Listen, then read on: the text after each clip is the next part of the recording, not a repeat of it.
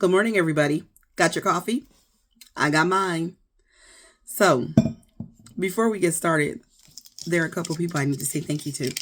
I need to say thank you to Carlton. Carlton, thank you yet again. And to T Taylor. T Taylor, thank you so much. I know you said do whatever, but we have we're getting ready to do another well, not another, but our first drink order from Costco. What do you call it? Yeah, drink order. That's all I can say. Juice. There you go. Juice order. We're down to our last case of that Tropicana that everyone sent from Amazon. And they don't have the Tropicana ones. At least I didn't see any. I don't think they do. But they do have the Welch's. And they should like the Welch's even more. I know that's my personal favorite. I prefer Welch's. And the variety packs, it was two different variety cases that you could get. One had the kiwi strawberry in it, which we know from the Tropicana, the kids really like that.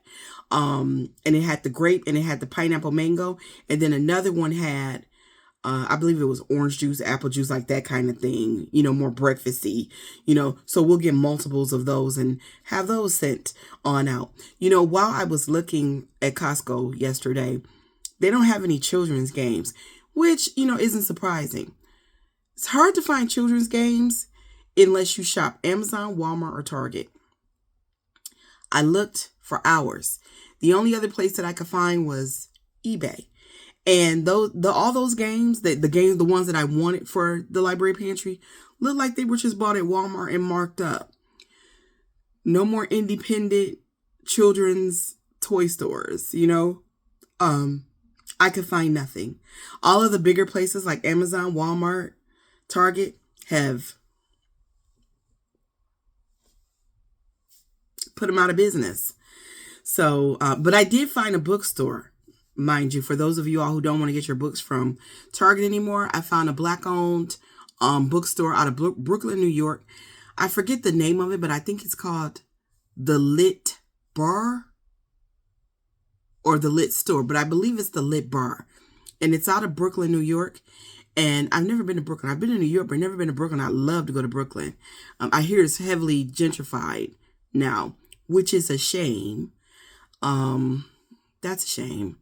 Imagine living someplace your whole life and then no longer being able to afford to live there because people with more money come in. But that's a whole nother video. I could go on forever about that. But they're Black-owned out of New York, and they give discounts and for bulk orders for organizations. So maybe, I can talk to her and we can, we've got plenty of books right now.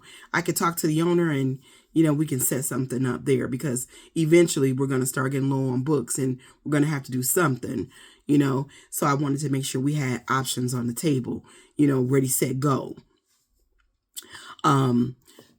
Those earrings that I was wearing in yesterday's video, Tony over at Rework Creative. Remember I talked about her Black-owned business. She also made these hoops for me. These are copper hammered hoops. I love these. They're my favorite pair of hoops.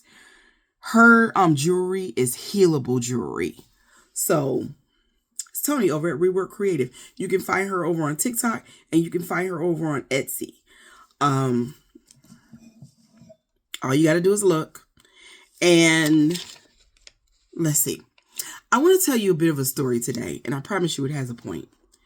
About 20 years ago, I went to go pick my kids up from my mother's house, and she wanted me to stop by the store and get her a pack of cigarettes, which I did. And while I was in the store, and this is back when I lived in Detroit, Michigan, while I was in the store, and it was kind of fairly early in the morning, there was this little boy, and he wanted a slice of pizza. Now, those pizza turn things that under the light, they turn under the lights in the gas stations, party stores, and bodegas. There was only one piece left, and it looked literally like it had been left overnight. It was all dried up and nasty looking. And, the little boy, he was a child. He didn't know no better, but, I did. And the man who was getting ready to sell it to him did too, because he kept looking at me, to see if I was going to say anything, because I'm looking. And obviously I was going to say something because I know I was giving off that energy. Like, how dare you, that's so typical in Detroit, Michigan, in Black neighborhoods. black people, not a lot of black people own businesses, in Detroit. And in Detroit, unless it's downtown Detroit, but I'm saying like in the neighborhoods, the little, community neighborhoods of Detroit, Palmer Woods and those little areas, all those little subdivisions. Arabs and Mexicans and Asians own those stores. We don't. And mind you, none of those people live in those communities. They take their money from the black people and they go back to neighboring cities like Dearborn Heights, Troy, Southfield, and then they treat us that way in our own neighborhoods. So yeah, I wasn't going to let him do that little boy like that. I said, I know you're not going to take his money and sell him that. And that's all I said, literally.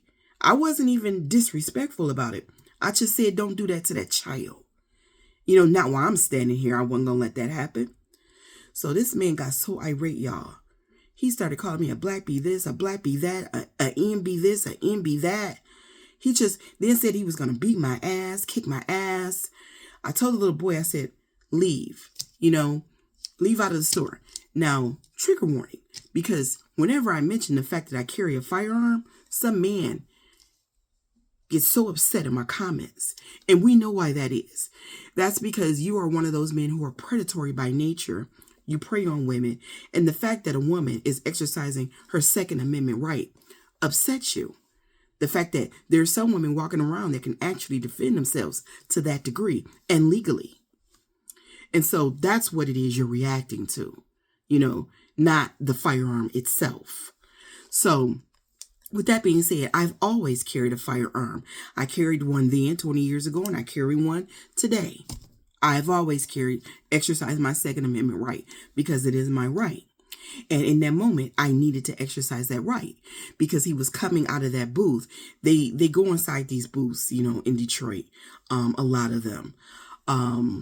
Bulletproof glass, that kind of thing. So he's coming out because he says he's going to kick my ass, my black ass. So yeah, he doesn't know I have a firearm, but I know I've got one and I'm reaching for it. But before I could reach for it and unholster it, these two black men come in the store and they pick up on the energy and they see him cursing me out and getting ready to come towards me. And they say, hey, what's going on? Is you okay? I said, no, I'm not okay.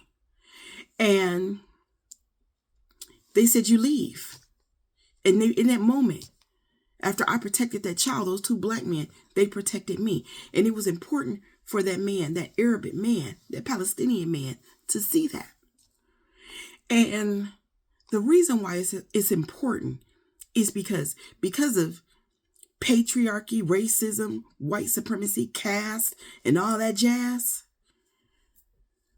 So many black people have allowed ourselves to be tricked into not caring about each other, not defending one another, not supporting one another, not loving one another.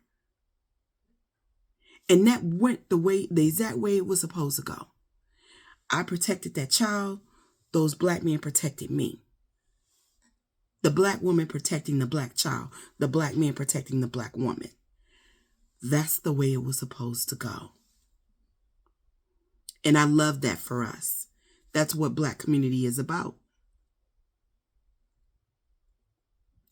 If you've been following me for a minute on TikTok, you know that I have always been on this. Black people need to center one another, and we need to stop worrying about everybody else. We have internalized racism so deeply that a lot of us have been tricked into believing that we do not deserve the support of one another. We want to be inclusive and white adjacent so bad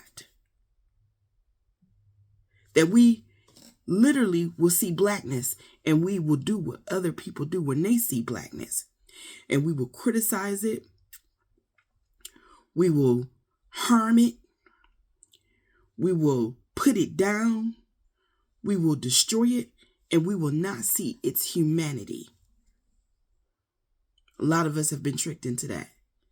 And that's why it's so important that white people and others see that not all of us have. Do you know that I make it my business to carry around one or two $5 bills, some singles, something like that.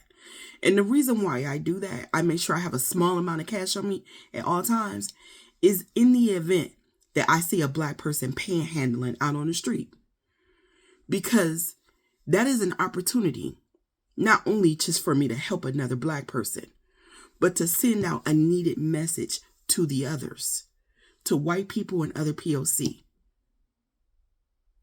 It is important that they see us recognize one another's humanity. So when they talking shit about how we lazy, we don't work, we ain't nothing, we ain't gonna never be nothing, that they see us do the exact opposite. And not pile on somebody that's having a hard moment, and instead just offer a little assistance. Because not all of us been talked into that. Not all of us have been talked into hating blackness, not supporting blackness, not defending blackness. I've always been on black people need to rest and stop fighting everybody else's battles. Because if allyship and advocacy was transactional, black people wouldn't be where we are right now.